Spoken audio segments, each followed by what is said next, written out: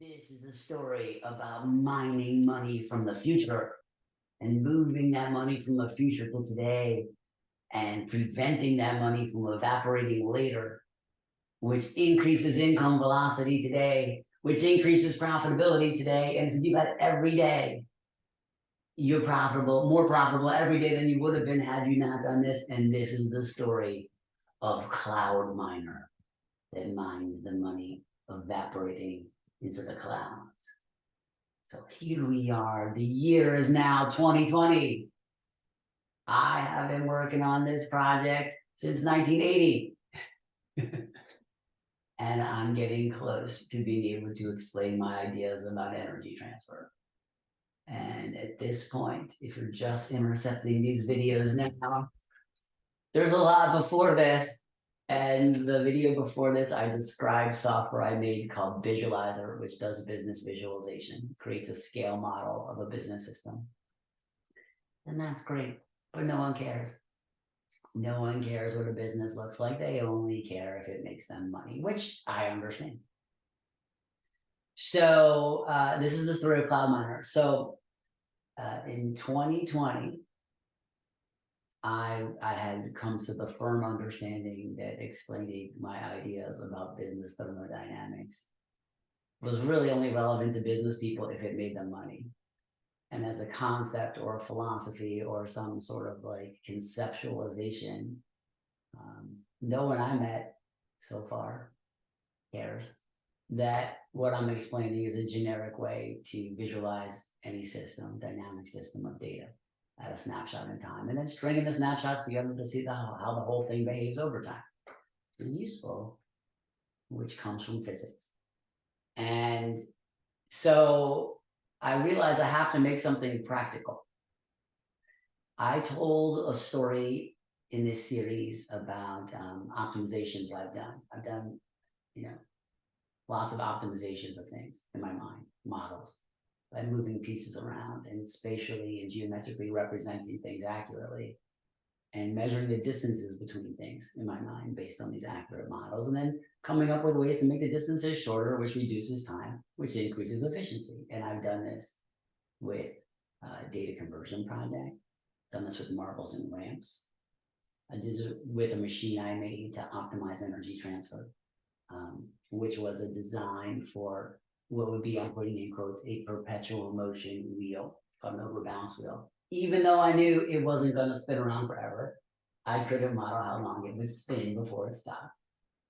And I thought about this for 2 years, from age 10 to 12. And it annoyed me that I couldn't figure out how I could possibly know in my mind how long it would spin before it stopped. So I built it to find out.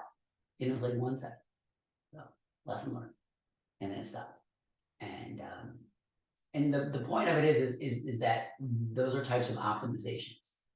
Is that I was imagining in that case a machine, and then I did thousands of combinations of machines, curving ramps in different ways, measuring distances in different ways, listening to the sound of the marbles that I imagined based on the curvature of the ramps, optimizing until I achieved a machine that I thought, even though I knew it wouldn't work in terms of spinning forever, it was the optimal one. Man, magnets, the magical devices. But and so this is an example of optimization. And I was thinking about Visualizer and the fact that Visualizer simply displays an image of a business and multiple snapshots in time. So I had a dynamic model. So this is the business today, this is the business yesterday, this is the business the day before and the day before. But guess what? You can go into the future too a little bit, just like knowing to run to where a ball is going to be later by predicting momentum and trajectory. And so basically, so the idea was, I was like, well, I need to make something practical now, like something practical. And I had spent, who knows what by now, $1 million, I don't know, a ton of money building these ideas, both with consultants, experts, people I hired to teach me communication skills, people I hired to teach me presentation skills, people I hired to build software, people I hired to build models, 3D printed sales funnels, who knows what, everything I've tried to this point, my entire life, trying to get this idea out. And since I already built Visualizer, the visual representation of the data inside Salesforce, and I knew I could connect it to QuickBooks, which I still haven't done yet, and it's 2023 right now, to create the entire model of a business system. I decided that the best way to spend my resources was creating an optimization engine for Salesforce that optimized the sales funnel, demonstrated my ideas, but also, since I'm representing the money in the business as spinning gears that tell me how much money there is and how fast it's moving, that by optimizing the business using this approach, my gears would spin faster, increasing income velocity. And the measurement of that rate of increase of these gears that represent the money would prove, what I'm going to prove later, is that businesses have momentum mathematically based on the proportional increases and decreases of income velocity through the various pieces of the business. So this was the way that not only could I like demonstrate something practical, but I could also prove what I'm going to prove later about momentum, because by doing something, by doing an optimization, like lubricating a machine with like oil, you can reduce the friction, and therefore it can either go faster or go longer because it conserves energy. And since money's energy, that's the game that business is. So I was like, perfect, I'll build the Cloudminer, this software. At the time, in 2020, I owned, I think, 16 franchises, 1-800-GUYS-RUN franchises in partnership with a bunch of people that I've been partners with for like 15 years. And I was able to, construct this software with the team that I used for Visualizer. And what Cloudminer does is this. Okay, let me describe it. Every business that has a sales funnel is a business that has a sales process. And a sales process is a process that moves customers through various stages of understanding about something that has value until they get to the point where either they disappear or they buy something. And different types of businesses have different types of sales processes with different numbers of stages and different amounts of steps, different organizational, components, different behaviors, different feelings and emotions at different stages. And so, but in my business, the junk business, we have these stages. Is we have a stage where marketing generates awareness. So like people are aware of the thing, and then of all the people that are aware of the thing, a small percentage of them need the thing right now. And they go to a website, and that's called traffic. So basically you generate traffic to a website in this case. And a smaller percentage of those people actually pick up the phone and call and say, hey, what do you guys do? Or click on a button and click on a form and enter some stuff and go that way. And then the next one is, of the people that call this company, how many like know that it costs money or like even understand what it does? Even want us to, like, they're just, some people are just exploring information, like how much does it cost? But a smaller percent, about half of the people actually become leads, which means they want what we're selling and we can satisfy the need in the time frame that's reasonable to them for the price that they want, like in that range. They become a lead. And that in my business is they go onto a schedule, like on a calendar, like they're on the schedule, okay, to like come tomorrow. And when we show up tomorrow and we do the job, we do it. When we're there doing it, it's called a job. And at the end of the job, when we're done, if they pay us, which happens 99.9% of the time, the money flows into our system, and now it becomes kinetic money. It flows into a bank account. Before that, it was potential money. We might get it. And at every stage, every single stage I just described, there's a lower there's less people that come through this funnel. So the number of people out of 100 people, I'm going to make these numbers up, although I do have the right numbers, but out of 100 people that have heard of this brand, maybe 5 out of 100 would, like call in a year. And of the 5 that call, only 2.5 would book something. By the time we get to the end, it might be like 1 out of 100 that actually like goes through this funnel. So we have to spend a tremendous amount of money, millions and millions of dollars a year, to create enough awareness, to create enough traffic to make this game work across all the markets I'm in. And so the idea is, and this is like the key to this whole thing, in every business, honey today is worth more than honey tomorrow, which means any job that we didn't do today and that's on the schedule for tomorrow might cancel. And the cancellation rate in the future increasing cancellation rate. So some real numbers, a job that's booked today for today has a 90% chance of happening. 9 out of 10 happen. But a job that's booked today for tomorrow only has an 80% chance of happening.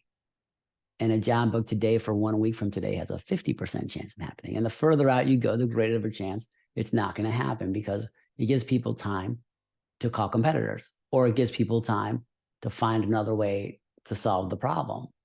So there's an immediacy that is worth money. So this is the same exact idea exactly as having a reservoir full of water on a dam and then having a turbine at the bottom of a dam producing electricity. And every day that the water has not been shoved through that turbine is evaporating off the top of this dam, evaporating into the future, evaporating to an energy competitor called the sun. The sun is the sun behind me over here. Okay, over here is an energy competitor because it's evaporating water that would have otherwise gone through the dam. If I drink the water from a reservoir of the dam, that's less energy that's going to come through that turbine. That's how life works. So the longer the water sits in the reservoir, the less you have later. And the same is true with money. Money's flowing in, money's flowing out, and it's evaporating through future cancellations. So since the future cancellation rate is escalating, if I can move jobs from the future to now and do them, I capture the money that would have otherwise evaporated later. And this is mathematical. This is just pure numbers of math. My businesses now do about 25,000 jobs a year. So back then it was less. So on the percentages of this, if you can move the needle a couple percent points by moving jobs from the future to today, you can create a lot of money. And so there's other benefits of this game is I know where every future job is that's been scheduled. I know the addresses of where they are. I also know where my trucks are now, like now. And I also know where they're going later today.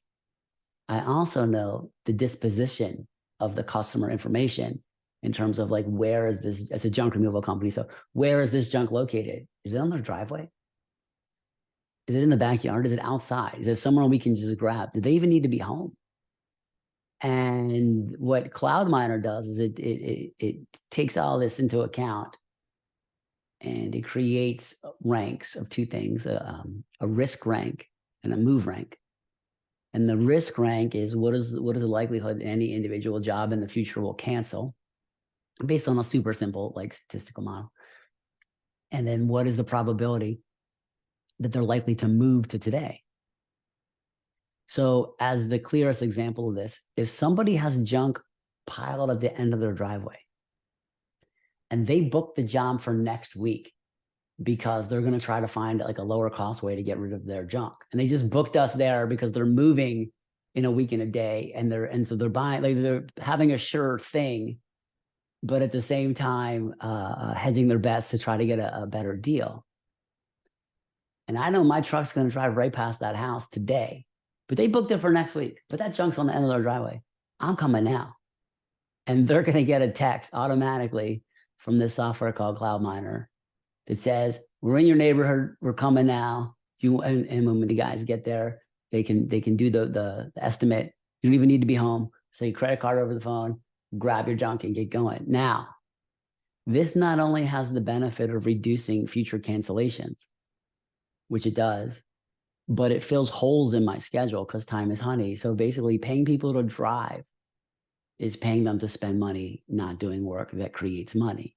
So if I can fill holes in the schedule by packing them with jobs that are on the way to where they're going anyway, this is the best case scenario for the business that I'm in, but also for every single business that exists because time is honey.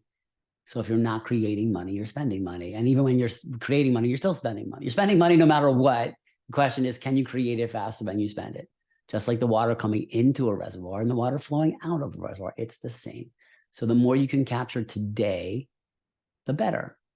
So I built this software and I connected it to all of my businesses.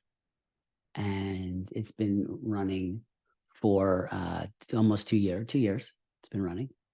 And it's created over $2 million of money this way.